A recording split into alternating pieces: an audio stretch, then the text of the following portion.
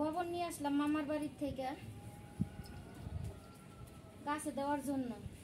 তো এই গোবর আনতে আমার অনেক কষ্ট হয়েছে, বালতি দিয়ে নিয়ে আসছি। তা আমি তো সেই রাগ বালতি দিয়ে গোসল করবো না, বালতিতে গোবর নিচ্ছি। সেই রাগ আমার সাথে যে আমি বালতি দিয়ে গোসল করবো না, তুমি গোবর নিচ্ছো বালতিতে। তো বালতি কিন্তু আমি খুব সুন্দর করে ধুইছি, অনেক সুন্দর করে ধুইছি বালতি আমি। তারপরও তাহমিদ আমার সাথে রাগ করতেছে। আমি বলছি যে বালতি দুইটা আছে, তুমি ওইটা দিয়ে গোসল করো। বলে যে তুমি কেন কাঁচা গোবর নিছো, গোবরে কি গন্ধ, তুমি বাড়িতে গোবর নিয়ে আসছো। তো তো অতটা বুদ্ধি হয় নাই, বুঝে গুড়াই গুড়াই দিয়ে দিছি গোবর। দেখেন এইখানে অনেকগুলো গাছ আছে, প্রত্যেকটা গাছে গুড়াই দিছি। বেগুন গাছেও দেওয়া হয়েছে, মরিচ গাছ, এগুলো সবগুলো গাছেই দিছি। তো কাঁচা গোবর দিতে হয় না, পুরান গোবর দিলে ভালো হয়। তো আমি কাঁচা গোবরই দিছি, কারণ আমি একটু ব্যস্ত থাকি, সময় পাই না, এই জন্য কাঁচা গোবর দিয়েই দিছি। এখন একটু সময়, যখন একটু সময় পাই তখনই আমি গাছের যত্ন নিই। কারণ এখানে আমি অনেক সুযোগ সুবিধা পাই, যে মরিচ গাছে মরিচ হয়, আমার মরিচ কিনতে হয় না। বা বাজার থেকে বেগুন আমি তেমন একটা পছন্দ করি না, কিন্তু তারপরে যে বেগুন গাছ লাগাইলে দুই একটা হইলে তো নিজের হয়ে যায়, কিনতে হয় না। আর আমার সংসার ছোটখাটো সংসার, আমার এতে হয়ে যায়, টুকিটাকি করে আমি চলি, হয়ে যায় আমার। তো আমার সবচেয়ে বড় কথা হয়েছে যে আমি নিজের হাতে তৈরি করে খাই, এটা আমার সবচেয়ে বড় একটা আনন্দের বিষয়। আমি খুব আনন্দ পাই আসলে, এইটা হচ্ছে সবচেয়ে বড় কথা। তো আমার মনে হয় যে আমি একদম যদি বৃদ্ধ হয়ে যাই, তখনও মনে হয় আমার এগুলোর প্রতি ভালোবাসা কমবো না। কারণ আমি পশু পাখি গাছপালা খুব পছন্দ করি ছোটকাল থেকেই। এখন যে বয়স হয়ে গেছে, তারপর আমি অনেক ভালোবাসি গাছপালা লাগাইতে, আমার অনেক ভালো লাগে, উৎসাহ আমার অনেকে দেয় বা আমিও অনেকের দেই। এতে আমার অনেক ভালো লাগে, সময় চলে যায়, নিজেও ভালো থাকতে পারি।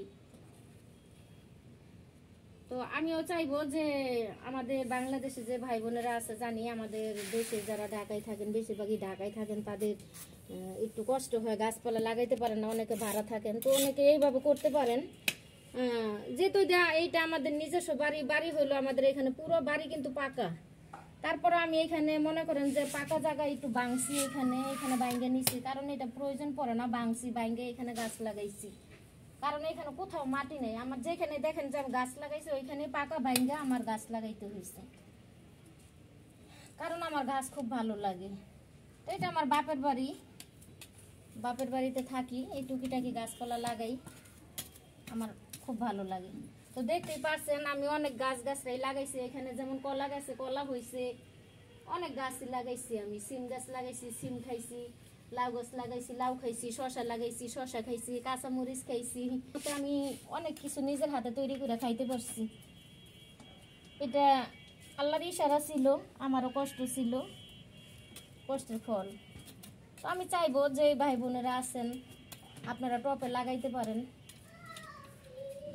টপে কিন্তু অনেক সুন্দর হয়, টপে অনেক সুন্দর হয় গাছ। তবে একটু খেয়াল রাখতে হইব, পানি দিতে হইব ঠিক মতো, একটু পুষ্টিকর মাটি দেওয়া লাগবে, যে মাটির মধ্যে ভিটামিন আছে ওইরকম মাটি দেওয়া লাগবে, তো গাছটা বাইরে উঠে। অনেকে বলে যে টপের মধ্যে গাছ হয় না, কে বলছে টপে গাছ হয় না? টপের মধ্যে আরো ভালো গাছ হয়, সুন্দর গাছ হয়।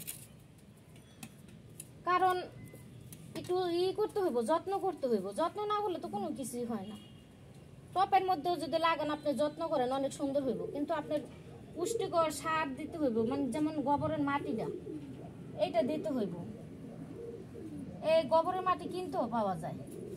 তো আপনার যদি শখ থাকে, আপনার যদি ভালো লাগে, যেমন আমার যেমন শখ হয়েছে, অনেক কষ্ট হয়েছে আমার আনতে, তারপর আমি গাছে দিছি। তো এমন যাদের শখ আছে গাছ লাগানোর, তারা এরকম করতে পারেন, টপের মধ্যে অনেক গাছ লাগানো যায়। তো অনেক কথা বললাম, আমার চ্যানেলটি সাবস্ক্রাইব করবেন, আমাকে আপনাদের পাশে রাখবেন, আমাকে সাপোর্ট করবেন। আর আমার গাছগুলো কেমন লাগলো কমেন্টে অবশ্যই বলবেন। আর সবাই ভালো থাকবেন।